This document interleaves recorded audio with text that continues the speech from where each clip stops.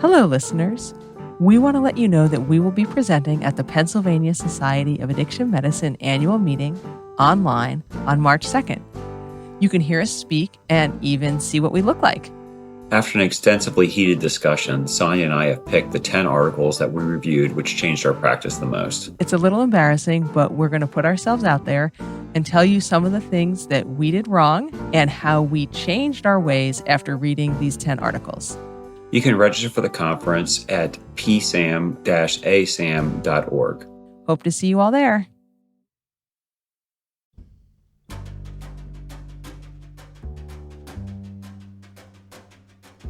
This is Addiction Medicine Journal Club. I'm Dr. John Keenan. And I'm Dr. Sonya Tredici. We believe that addiction is a disease that can be treated, and we want to help you stay up to date with the latest research that you can use in your addiction practice. This week, we're going to be discussing an article about treating hepatitis C in people who inject drugs. How are you doing today, Sonya? I'm doing really well. How are you doing, John? It's fantastic. We're recording this at the end of February, and it's like 60 degrees outside, sunny today. It was really nice. I felt like it was spring. It is, but it feels a little abnormal to me. The little peeper frogs are all peeping from the creek behind our house, but I worry they're all going to have to go back to hibernation in another 48 hours when the temperature drops. This is true. I'll enjoy it while we have it. How about you? What's been new with you? Not much. There's been a ton of addiction medicine news this week, though, that I really want to share with our audience. The biggest thing is that the FDA, there's an FDA advisory panel, and they voted to make naloxone nasal spray, which is Narcan nasal spray, an over-the-counter medicine. Now, this doesn't mean the FDA has officially approved it, but they almost always go along with the recommendations of this advisory panel. So I think we can really expect to have naloxone be over-the-counter in the near future. John, do you carry naloxone nasal spray yourself? I actually do not, although I feel like I should, and I actually feel somewhat guilty admitting that on this podcast. How about you? I do. I have one in my bag that I carry with me, and I just got a new one. Our health system, St. Max's health system, gives it out for free at our pharmacies. So you could get one at any of our pharmacies and carry it with you. They even put it in a little kit with a CPR mask and a pair of gloves for you. Oh, wow. I'm going to pick that up this week. Definitely do that. Do you think everyone should carry naloxone? I think that certainly is the question. I think definitely people that have family members in the adolescent and teenage years where there's higher risk of this, but also people with family members suffering from substance use disorder or mental illness are very high risk. How about you? I do. I read a report from the CDC. They reported that 40% of overdose deaths had someone else present at the time that the person overdosed. So 60% of people were alone, but 40% someone else was present at the patient's overdose that killed them. And if that person had been willing or able to use naloxone, a life could have been saved. If you live in the state of Pennsylvania like we do, there's already a standing order for everyone in the state to get naloxone from a pharmacy. And for many of our patients, I think most actually, naloxone is covered by health insurance. So even if you don't want to pay for it yourself, you could ask your doctor for a prescription and it might be covered by your health insurance. That's great information. Thanks, Sonya. John, is there anything you want to share with our audience? I just wanted to share. I was reading an interesting article from Politico, and it was basically about federal legislation for cannabis. So I think we've talked about this a couple of times on the show, but cannabis is here in the United States. In fact, 2/3 of Americans currently support cannabis legality for one reason or another. In 37 states, you can obtain it legally. 21 of those states, you're allowed to actually purchase it recreationally.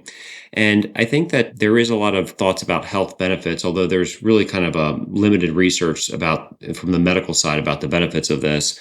It was kind of released without all that information. And so now we're seeing several years of this, and we're starting to see some data about the effects of kind of releasing this to the general population.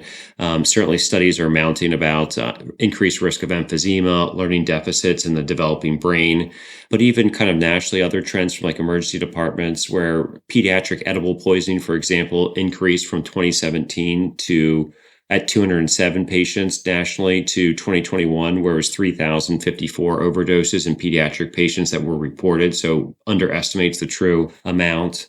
And then things like car crashes involving cannabis use have doubled since 2000 to 2018. So certainly kind of a possible rising health risk. There's this thing called the Marijuana Caucus, and it's basically a bipartisan group that's kind of overseeing and kind of like advocating for marijuana legality for different reasons. And they've even said to put restrictions and some oversight about the distribution of marijuana from a federal standpoint.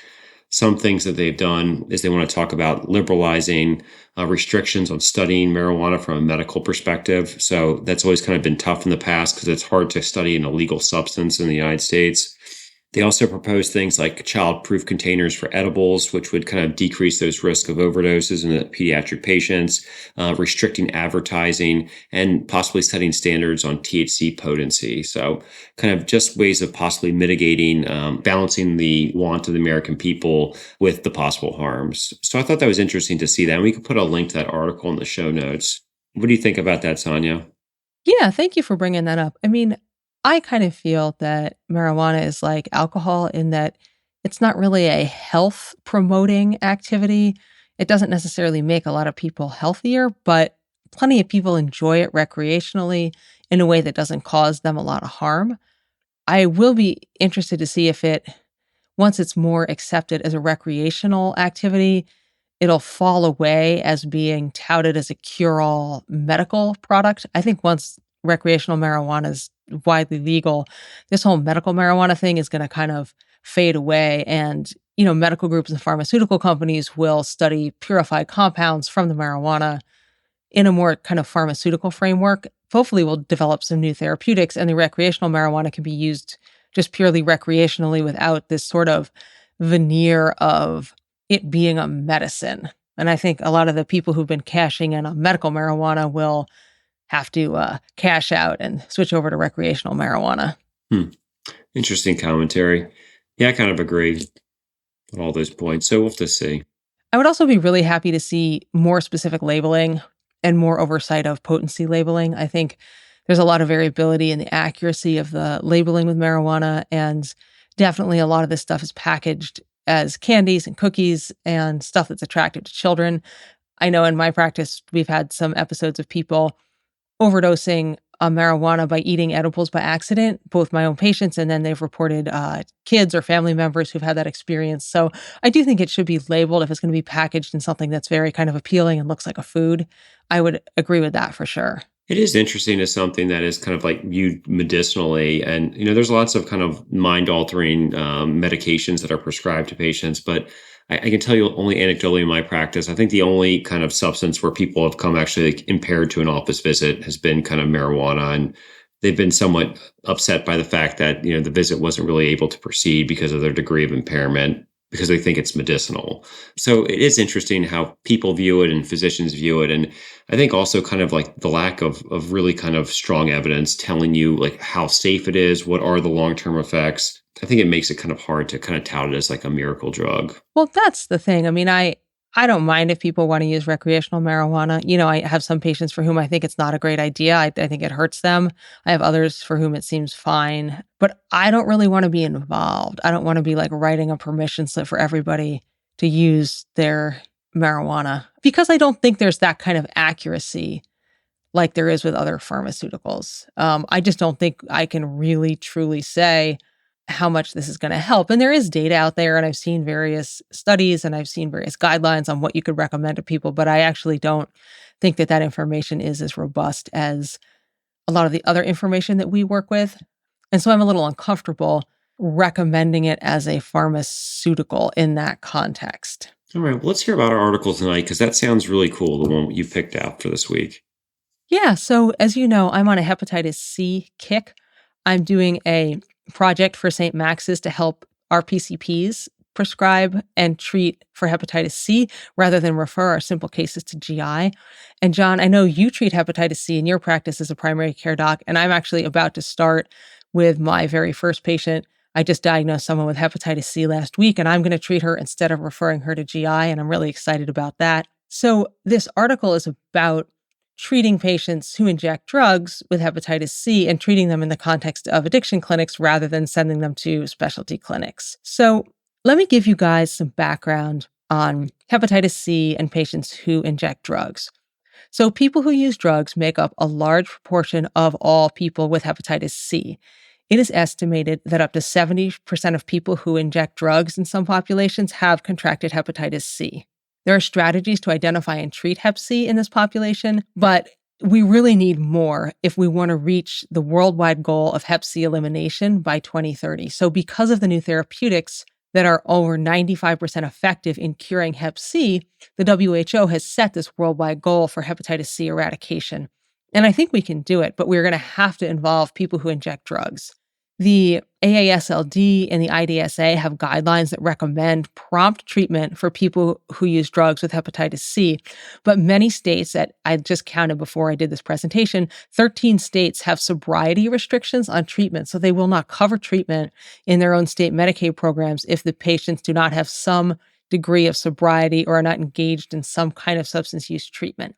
Many previous trials of people who inject drugs exclude people with active drug use. So they're trials of people who used to inject drugs, but not trials of people who are actively injecting drugs. And those trials also have been small or limited by being at a single site.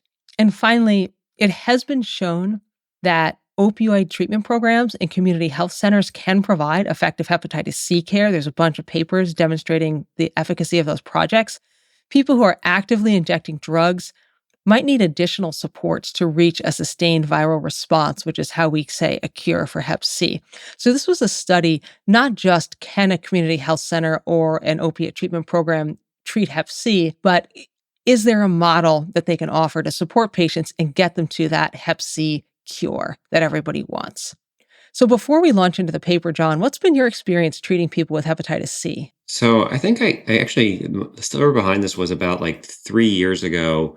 One of the resident physicians, I found out they just kind of submitted an authorization and treated someone for hepatitis C and kind of just ran it by GI and did it themselves. And he was a good resident, but I was like, wow, if the resident can do it, why can't I do this yet? So I've been kind of looking into this and started to do this in my practice, and it's been really rewarding. So like this group, oftentimes there's no surprise to anyone that's listening to this podcast that kind of patients in recovery or the patients under treatment for substance use disorder, they struggle with barriers of things like making it to appointments, making it to appropriate testing. So if you kind of like refer them out, the chance of them actually making that referral, following up with that specialist and getting treatment, it's less likely to happen than some of our other patients because they have a lot going on. They're not only dealing with addiction, but often there's a lot going on in their life that kind of led them to that way or caused issues with that.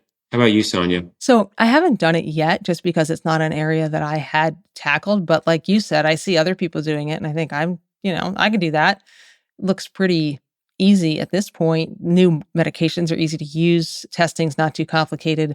And I've been working up this protocol, which I'm hoping to share with all the PCPs in our network. And I'm excited to also start it myself. And as I said, I just diagnosed someone with Hep C recently, and I'm looking forward to getting her treated. And it was nice because I was able to tell this patient, hey, it says you have hepatitis C. I'm sorry to give you some bad news, but I just want to let you know we can take care of this. It won't be difficult.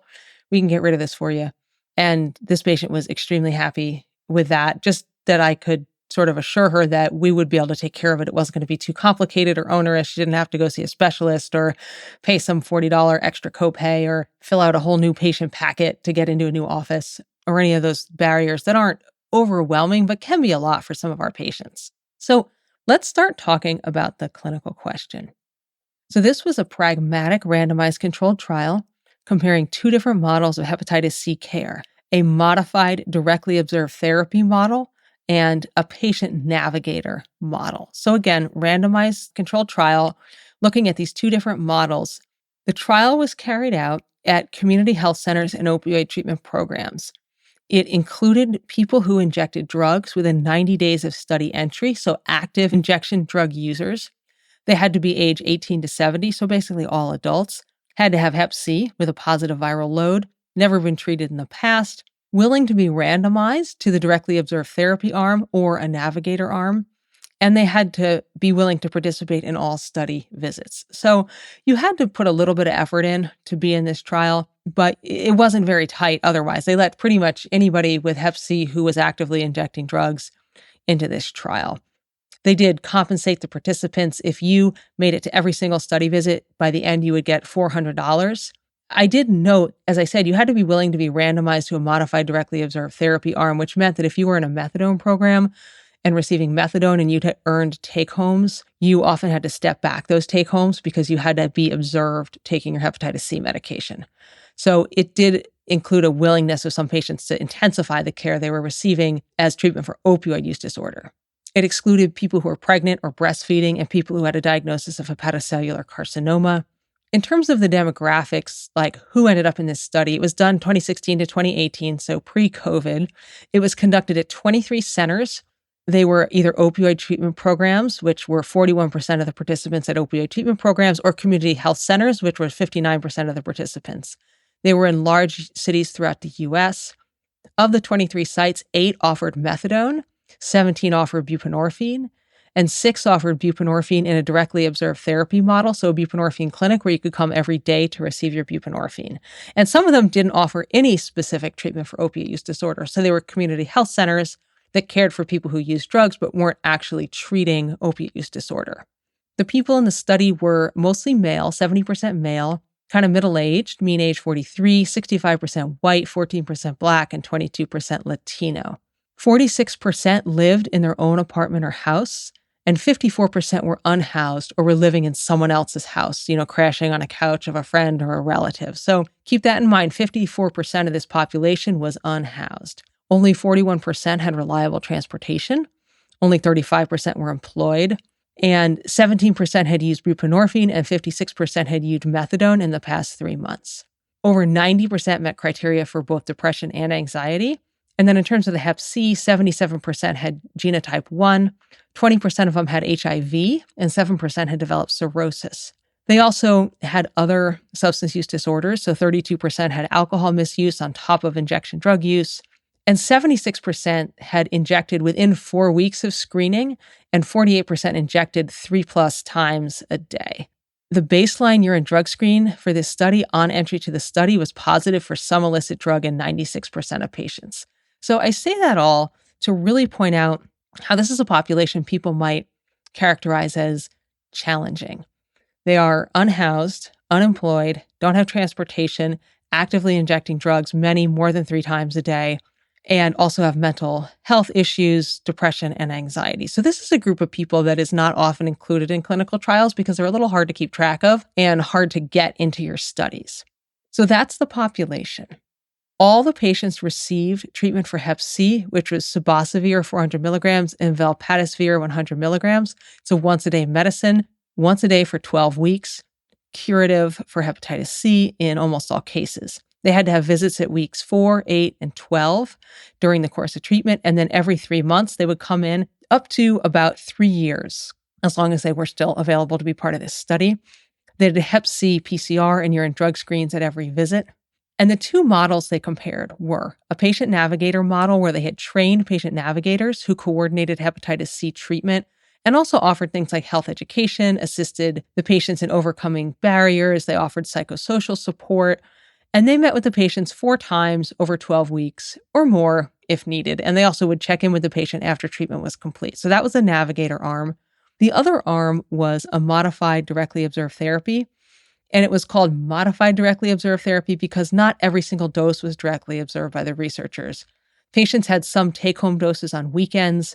And if they weren't being treated at an opiate treatment program with methadone where they would come in daily, they took the medicine home and they video recorded themselves taking the dose. So opening the pack, taking the dose. I don't know if they had to show the label or something. And then they had to submit that video to the researchers. So that was their directly observed therapy. The outcomes were whether you achieved sustained virological response, meaning a hepatitis C RNA of less than 15 units per milliliter for greater than 12 weeks. And they looked at that between 70 and 365 days from the end of treatment. Secondary response was whether you started treatment, medication adherence, and whether you completed treatment. They plan to publish more results later looking at reinfection and drug resistance outcomes as they follow people for a longer time, but that's not included in this paper. So just to summarize, I know I kind of talked a lot there. I'm going to summarize the clinical question.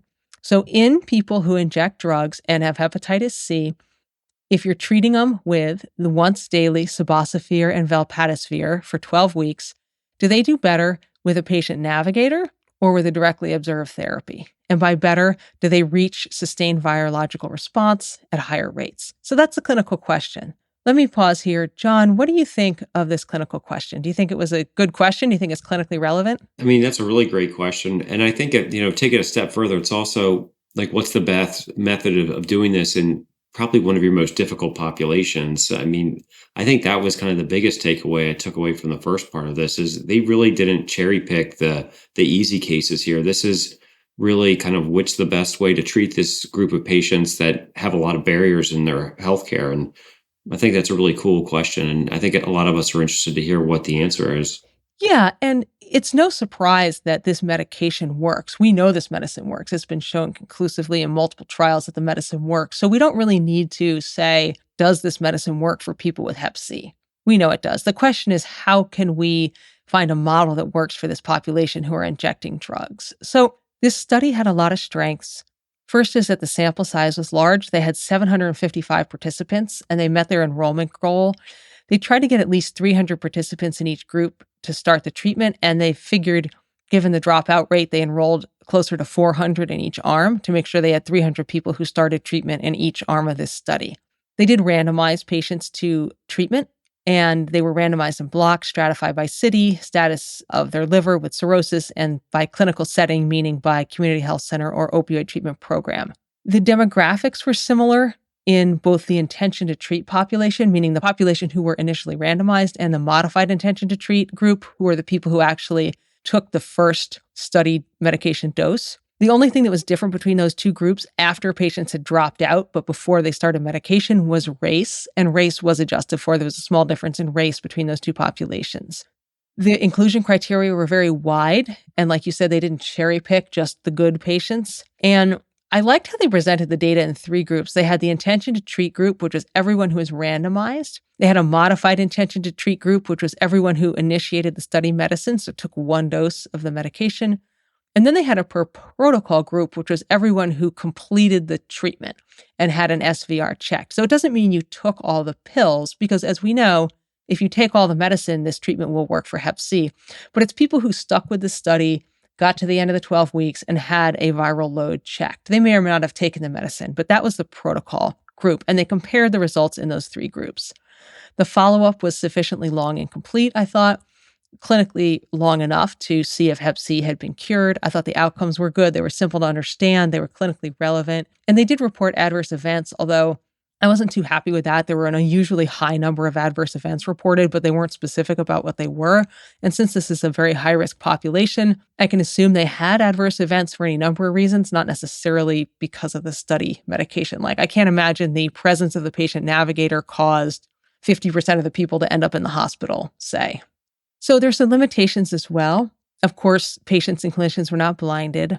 Both groups did not receive equal interventions. So these were kind of holistic interventions. So it can be hard to tease out exactly what part of it led to success. So navigators were trained to offer lots of different kinds of support, which the MDOT patients didn't have. The MDOT patients, that protocol allowed for daily check-ins. So they got a lot more support in that way, but they didn't have these trained navigators who knew about hepatitis C. So the two groups didn't really get the same thing. It was a pragmatic trial, so a large percent were lost to follow-up, up to 19% of the patients. And this is similar to prospective trials in this population, although it's less than other randomized controlled trials. A lot of our randomized controlled trials of medication, the dropout rate will be very small, nothing like 19%. The other thing that I kind of wish there were in this trial is a minimal intervention control group. So a group where basically they gave people the prescription and said, come back in 4 weeks, come back in another 4 weeks, come back in a third 4 weeks. Okay, you're done. Without either, because it limits generalizability a little bit. We're not sure how patients who inject drugs would do with a more minimal intervention treatment for Hep C. So I kind of wish that was there. Another limitation, they couldn't really tell the difference between treatment failure and reinfection in this study. And I think future papers coming out of this group will look at that. I thought there were too many subgroups. There were these like forest plots that had way too much data in them. And as I said before, a very high adverse event rate, but those adverse events weren't really specified. So it was unclear to me how they related to the actual study.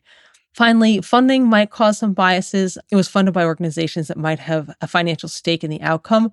Although those funders had no role in the study design, the study implementation, they purely provided funding. The funders were the Patient-Centered Outcomes Research Institute, Gilead Sciences, which provided the study medication, Quest Diagnostics, and then two other companies, Monogram Biosciences and OraSure Technologies. Those also provided diagnostic testing.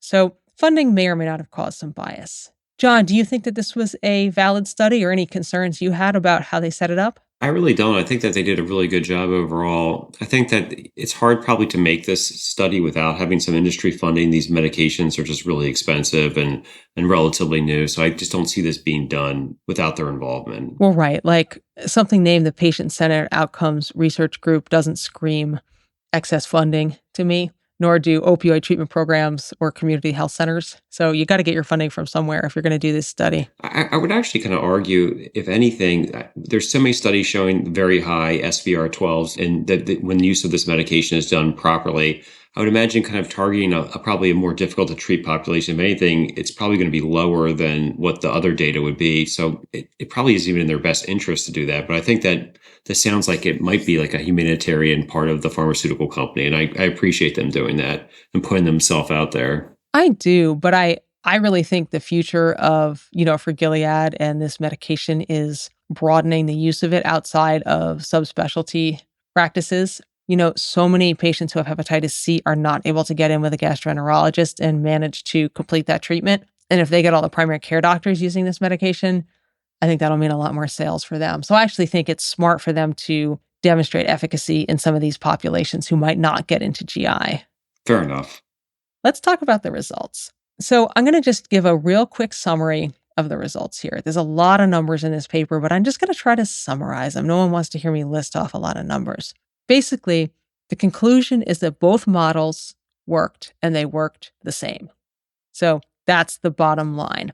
Both models worked really well, very high sustained virological response, and there was not a difference in the primary endpoint between the two groups.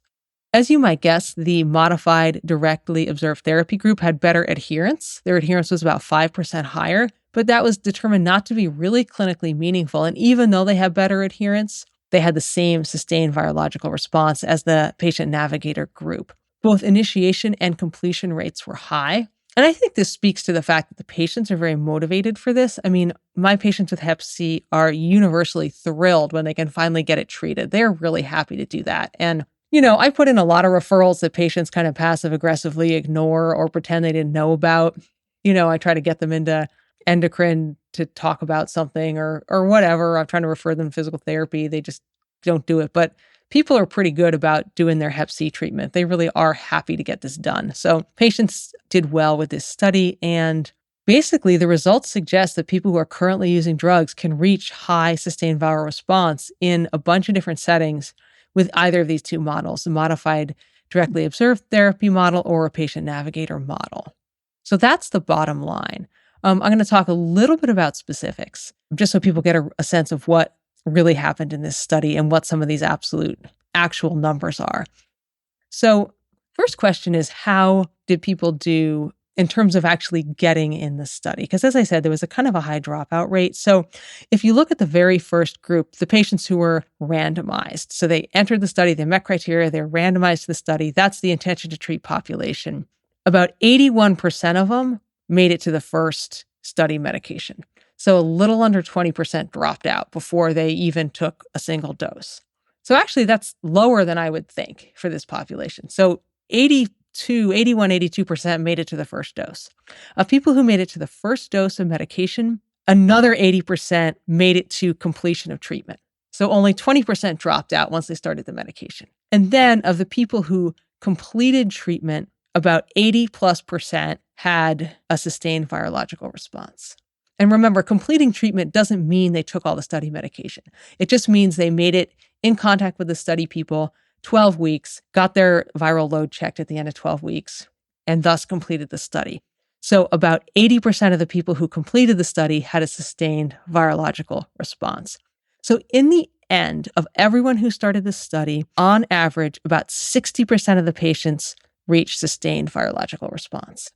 So that's not necessarily good since this is medicine that's 90+% effective. But for this population of people who got randomized to enter the study, 60% had their hepatitis C cured. I think that is pretty awesome. So that's kind of the numbers and how people moved through this study. A few other facts that I thought were interesting in this study. One is adherence. So people who made it to the first visit, the modified intention to treat people, so they came to the first visit, they took at least one pill. They had an adherence of about 73% in the navigator group, 78% in the directly observed therapy group. So a high number of pills got taken, which speaks to, I hope, relatively low side effects and people's interest in getting this treatment. Patients are very motivated for this treatment.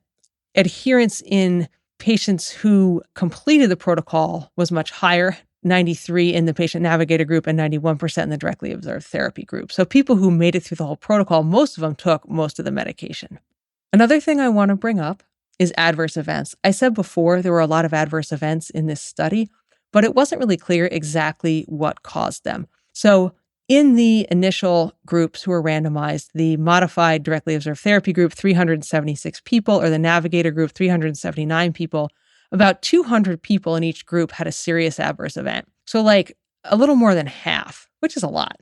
27 in the MDOT group died and 18 in the navigator group died. 6 people in the MDOT group had a life-threatening event and 11 in the navigator group. And 176 in the MDOT group and 161 in the navigator group were hospitalized. So really a lot of adverse events. But I don't really think it was because of the study. I'm assuming they ended up in the hospital, almost died or actually died, not because of the treatment or because of the navigators or because of the directly observed therapy, but because of all the other stuff that was going on in their lives. But they weren't really specific in the paper about what those adverse events actually were. So, John, what do you think of the results? I think it was interesting what you said about the adverse events, because I guess a couple things. One, that's interesting because I would wonder with a group like this, what percentage of them are having adverse events and hospitalizations and deaths just from all their other kind of medical, psychiatric issues and social issues. I thought it was pretty sad and kind of like a reflection of the state of like healthcare that, at the end of this treatment trial, you were more likely to be cured of hepatitis C than to have stable housing, which kind of reflects really kind of a barrier to care in a lot of these patients. And kind of personally, I was really rooting for the navigator arm to hopefully come out on top. I understand that the direct observed therapy, we've used that for other things in the past. I think classically the first one was tuberculosis, although don't quote me on that, but I hear that a lot being from Baltimore, Maryland. And I often felt that for patients to like directly observe them doing a medication that isn't like a safety concern, like methadone, for example, where you have to observe them for safety, I always felt it was kind of sad and kind of like demeans them a little bit as a person. That's what I do with my kids for their fluoride vitamin every night. So I was really happy to see that kind of treating them like in a humanitarian perspective and treating them like I would another patient with a navigator, giving them resources, came up just as effective in the long term for the sustained viral response. Yeah. And you know what was cool about this paper? If you look at the appendices that were included, the supplemental information, they included all of the training materials that the patient navigators used to become trained on about Hep C, about motivational interviewing, about community resources, all these different ways to help people. So if anyone out there is interested in any kind of similar program or just learning more about Hep C, especially from a little bit of a layperson's perspective, this paper included all of those materials, which I thought was really cool. Yeah, that's awesome. So let's talk about the results and how they will help me in patient care. So I do have patients who are similar to people in this study, patients who inject drugs and who have hepatitis C. The treatment is not really feasible at the current time in my setting because I'm not going to directly observe anybody doing anything, and I don't have a patient navigator. So if I were to do anything similar to this, I would just kind of have to be the patient navigator, which I can do with a smaller cohort of patients. If I got up to like 500 patients, I'd need a real navigator. But I actually did look through the materials that were presented in the paper just to get some ideas of some of the things to do to support patients with hepatitis C. The benefits were cure of hepatitis C, which was awesome. And there were no harms of one model compared to the other. There were high rates of adverse events, but I really don't think they're related to the hepatitis C treatment. I think they're related to the chaos that's in people's lives. And so I'm not putting all those adverse events in the harms category. I really think the benefits were worth the costs, especially from the patient's perspective, where they weren't paying extra money for the navigator or having to, I guess you had to use your time to do the directly observed therapy, but a lot of them were receiving directly observed methadone anyway. So it didn't make a huge change in how they had to structure their days. So in conclusion, both models of care in this study, which was called the HERO study, I think I didn't mention at the beginning, both models of care led to high rates of sustained virological response in a real-world setting. There is insufficient evidence to require directly observed therapy. So basic care with a navigator was sufficient for a hepatitis C cure. And so we should definitely remove restrictions on Hep C treatment for people who have recent or ongoing injection drug use. So those remaining 13 states who say you can't get treated for hepatitis C unless you're drug-free or not injecting, those restrictions should all disappear right away, I think. And I also liked how sustained virological response was high despite imperfect adherence. Although it was true that the better your adherence, the higher your likelihood of sustained virological response. And that just, to me says we should be promoting regimens that are very easy to complete. If we can get patients to take the majority of their medication, they have a higher rate of cure. So I'm going to continue to promote treatment of hepatitis C in community settings. And this study shows it really is effective, even in some of the most difficult to work with population. So John, do you think that this study will change your practice at all? I don't think it's going to change my practice. I think it's just one more feather in my cap for why I'm going to keep treating people. And I feel that in a primary care setting, I'm more than comfortable doing this. And I think that everyone out there should really become comfortable with it. If it's not that hard, if you treat sinusitis, you can treat this.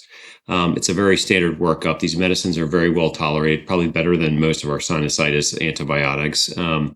And one resource that I found really good when I was learning to do this, if anyone's interested, this is a sidebar. University of Washington has an online course for free. It has a bunch of CME entitled with it too. And you can go through that in a couple of days and it will get you everything you need to know about liver failure and hepatitis C, or at least to get started. I know other places have it too, but that's the one I did. That's awesome. We can put a link to that in the show notes for any of our listeners who are interested in doing this themselves. Well, we have a few audience comments to share with our listeners about episode 16, about providing MAT in jail and how that affects recidivism and mortality. Dr. Tim Roberts tweeted, "Enjoyed the episode while doing some grocery shopping tonight. It has spurred me to look into how our county jail is handling opioid use disorder treatment." This has kind of spurred us as well to think a little bit about how the best way to support these patients that are incarcerated is. We would love to hear from the other audience members if they have any other thoughts about this, and we can share them in an upcoming episode as well. We also heard from the authors of episode 16, which is always really exciting for us. They thanked us for sharing their research, and Dr. Evans said at the end of John's expressed interest in studies on the economic cost and benefit of offering medications to treat opioid use disorder in jails. A perceptive question. It happens that we are working with our research teams now to answer that exact question with a plan to share results in the upcoming year. Stay tuned. Dr. Friedman, one of the other authors, sent us the link to the website about this new research project called HEAL Initiative. Dr. Evans also said, your audience might be interested to know that this work is part of a federally funded national network of community-engaged researchers known as the Justice Community Opioid Innovation Network, JCOIN. JCOIN offers free training and technical assistance and many other resources to expand use of effective policies, practices, and interventions in daily practice within health and justice settings. We will put a link to JCOIN and the HEAL Initiative in the show notes, and we want to thank Dr. Evans and Friedman for sharing this information with us. Yeah, it's really cool that they emailed us, and I just want to thank them again for doing this work. It's so important to understand what's going on in carceral settings because, like we talked about in that episode 16, such a high percentage of our patients end up incarcerated, and they often do very poorly both while incarcerated and after they get out. And so anything we can do to improve the care while they're in, support them while they're in there, support them after they get out is really important. So thank you guys for continuing to research this population and these questions. Yeah, thank you. Thank you for listening to the Addiction Medicine Journal Club. The best part of any journal club is the conversation, and we want to hear what you have to say. To have your opinions about the articles included in a future episode, send us email, message us on Twitter or Facebook, join our Facebook group, or comment on our YouTube channel. The links are in the show notes. Original theme music was composed and performed by Benjamin Kennedy, audio editing by Aaron McHugh, video production by Paul Kennedy, produced by Dr. Patrick Beeman and Ars Long Media. Addiction Medicine Journal Club is intended for educational purposes only and should not be considered medical advice. The views expressed here are our own and do not necessarily reflect those of our employers or the authors of the articles we review. All patient information has been modified to protect their identities. Thank you for being part of the conversation and have a great day.